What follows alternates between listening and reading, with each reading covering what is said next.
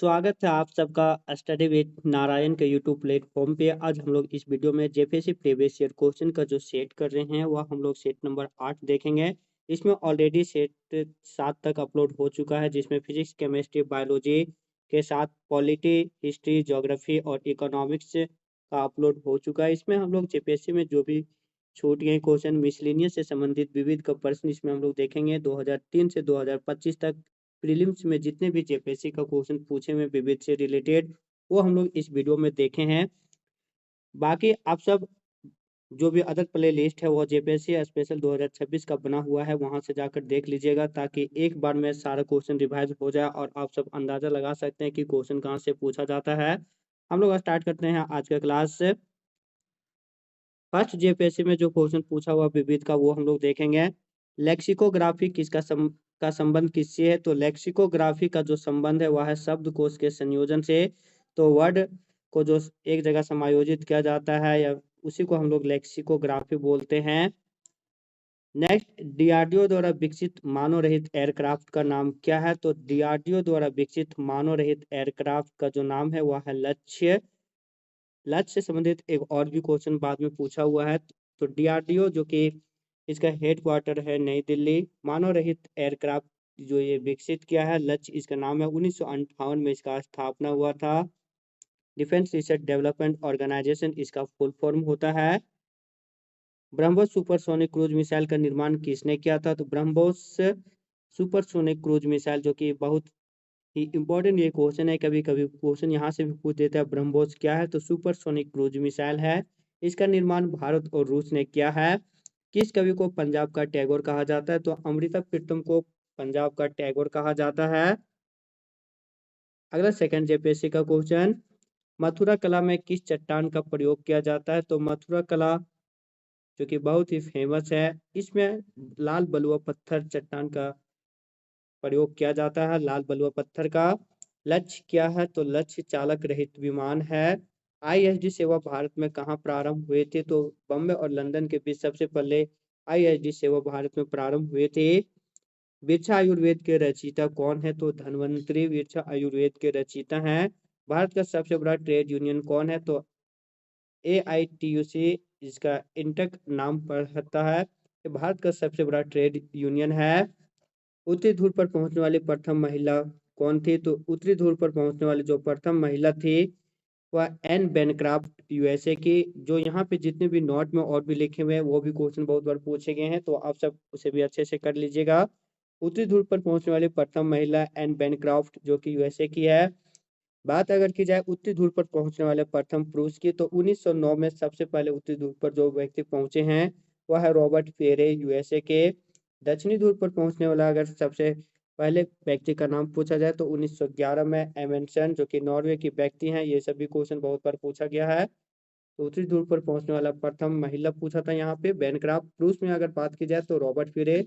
दक्षिणी ध्रुव पर एमेंडसन। Next, third JPSC का, थुम्बा में विक्रम साराभाई अंतरिक्ष केंद्र की स्थापना के लिए सबसे महत्वपूर्ण कारण क्या है? तो थुम्बा में विक्रम साराभाई अंतरिक्ष केंद्र की स्थापना के लिए जो सबसे महत्वपूर्ण कारण है वह यह है क्योंकि थुम्बा भूकंपीय विषुवत रेखा के नजदीक है, जिस कारण यहाँ पे यह अंतरिक्ष केंद्र स्थापना के लिए बेस्ट जगह पे है। ये केरल में स्थित है। ये हैरी पॉटर में सहायक की भूमिका किसने की थी? तो रोबोट ग्रेंट। अगला, टेक्नोलॉजी शब्द किस किस कंपनी से संबंधित है? जो ऑप्शन वहां पे दिया हुआ था, तो टेक्नोलॉजी कंपनी जो है तो वह विप्रो और इन्फोसिस से। नेक्स्ट, फोर्थ जेपीएससी का, क्राई द पीकॉक नामक पुस्तक किसने लिखी थी? तो क्राई द पीकॉक नामक जो पुस्तक लिखी है वह अनिता देसाई। ज्ञानपीठ पुरस्कार प्राप्त करने वाली पहली महिला कौन थी? तो आशापूर्णा देवी। 1976 में इन्होंने ज्ञानपीठ पुरस्कार प्राप्त किया था और ऐसे करने वाली ये पहली महिला बनी थी आशापूर्णा देवी। उन्हें यह पुरस्कार प्रतिश्रुति नामक बांग्ला पुस्तक के लिए दिया गया था। किस शहर को दक्षिण भारत का मैनचेस्टर कहा जाता है? तो कोयम्बटूर। अगर भारत का मैनचेस्टर पूछा जाए तो अहमदाबाद को बोला जाता है, लेकिन दक्षिण भारत का मैनचेस्टर कोयम्बटूर को बोला जाता है। Silicon valley Bengaluru, Manchester Ahmedabad. कौन सा वार्षिक मेला ऊंट के व्यापार के लिए प्रसिद्ध है? तो पुष्कर मेला राजस्थान में जो आयोजित किया जाता है ऊंट व्यापार है, तो ये बहुत ही प्रसिद्ध है। एशियाई खेलों में स्वर्ण पदक प्राप्त करने वाली प्रथम महिला कौन थी? तो कमलजीत संधू एशियाई खेलों में स्वर्ण पदक गोल्ड मेडल जीतने वाली ये प्रथम महिला थी। 2016 में ओलंपिक कहाँ खेला गया था? 2016 में ओलंपिक ब्राजील में खेला गया था। 2024 में फ्रांस के पेरिस में खेला गया था। 2028 लॉस एंजल्स में होगा। 2032 ब्रिस्बेन ऑस्ट्रेलिया में होगा। अगला, विश्व में सर्वाधिक बोली जाने वाली भाषा क्या है? तो मंडारिन विश्व में सर्वाधिक बोली जाने वाली भाषा है, जो कि चीनी लैंग्वेज है। या तो मंडारी ऑप्शन रहेगा, चीनी कोई भी जो रहे उससे मारना है। तो विश्व में सर्वाधिक बोली जाने वाली भाषा मंडारिन। किस वर्ष प्रथम ओलंपिक खेलों का आयोजन हुआ था? तो 776 ईसा पूर्व यूनान में। अगला, फिलाटेलिस्ट क्या है? तो फिलाटेलिस्ट डाक टिकट जमा करता है, उसी को हम लोग फिलाटेलिस्ट कहते हैं। संतोष ट्रॉफी का संबंध किस खेल से? तो फुटबॉल से। यूएनएससी का फुल फॉर्म क्या है? तो यूनाइटेड नेशन सिक्योरिटी काउंसिल, ये है यूएनएससी का फुल फॉर्म। इनमें से कौन सा ब्रिक्स का सदस्य नहीं है? 2009 में स्थापना हुआ था। विश्व में अभी सबसे ज्यादा प्रगतिशील जो अर्थव्यवस्था है उन्हीं को शॉर्ट टर्म्स में ब्रिक कहा गया था 2009 में जब स्थापना हुआ था। 2011 में इसमें साउथ अफ्रीका जुड़ा, तब इसका नाम ब्रिक्स पड़ गया। इनमें से रूस, चीन और भारत है। ब्राजील, रशिया, इंडिया, चाइना और साउथ अफ्रीका ये ब्रिक्स का परमानेंट जो अगर पूछा जाए संस्थापक सदस्य में तो ये सब आते हैं। वहाँ भूटान ब्रिक्स का सदस्य नहीं है। अंतर्राष्ट्रीय महिला दिवस कब मनाया जाता है? तो प्रत्येक वर्ष 8 मार्च को अंतर्राष्ट्रीय महिला दिवस मनाया जाता है। अगला, सिक्स्थ जेपीएससी का क्वेश्चन, दीपिका पल्लिकल किस खेल से संबंधित है? तो स्क्वैश से। वेलोड्रोम किस खेल से संबंधित है? तो साइकिलिंग से। यूनेस्को का 155वां सदस्य कौन बना था? तो फिलिस्तीन। यूनेस्को जिसका मुख्यालय है पेरिस। 195 इसमें देश है, फिलिस्तीन नया सदस्य है, लेटेस्ट 155वां देश। अगला, ब्रिटिश प्रधानमंत्री विंस्टन चर्चिल को नोबेल किस क्षेत्र में मिला था? तो साहित्य के लिए। भारत के प्रधानमंत्री द्वारा शुरू की गई रो रो फेरी किन दो देशों को जोड़ती है? तो घोघा और दहेज के बीच इन दो स्थानों को जोड़ती है। तो घोघा और दहेज के बीच जो गुजरात में स्थित है।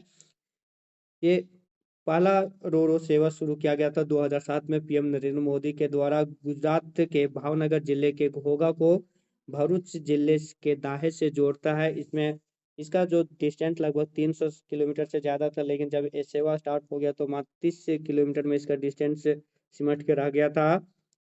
नेक्स्ट 11 से 13 और लेटेस्ट क्वेश्चन जो है जेपीएससी का विविध का वो देखेंगे। सुशासन दिवस कब मनाया जाता है? तो पूर्व प्रधानमंत्री अटल बिहारी के जन्म दिवस पर प्रत्येक वर्ष 25 दिसंबर को सुशासन दिवस मनाया जाता है, गुड गवर्नेंस डे।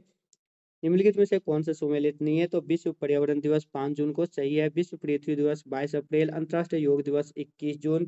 विश्व होम्योपैथी दिवस 12 मार्च, ये गलत है। विश्व होम्योपैथी दिवस प्रत्येक वर्ष 10 अप्रैल को मनाया जाता है, 12 मार्च को नहीं। तो पर्यावरण दिवस 5 जून, विश्व पृथ्वी दिवस 22 अप्रैल, अंतर्राष्ट्रीय योग दिवस 21 जून। अगला, द कॉलिशन ईयर्स पुस्तक के लेखक कौन है? तो द कॉलिशन ईयर्स जो पुस्तक है उनके लेखक है पूर्व राष्ट्रपति प्रणब मुखर्जी।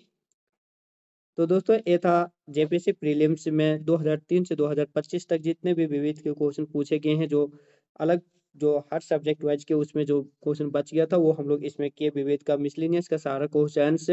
जो भी चैनल में नए होंगे प्लीज चैनल को सब्सक्राइब कर बेल आइकन जरूर प्रेस कीजिएगा। वीडियो को लाइक और शेयर भी जरूर कीजिएगा।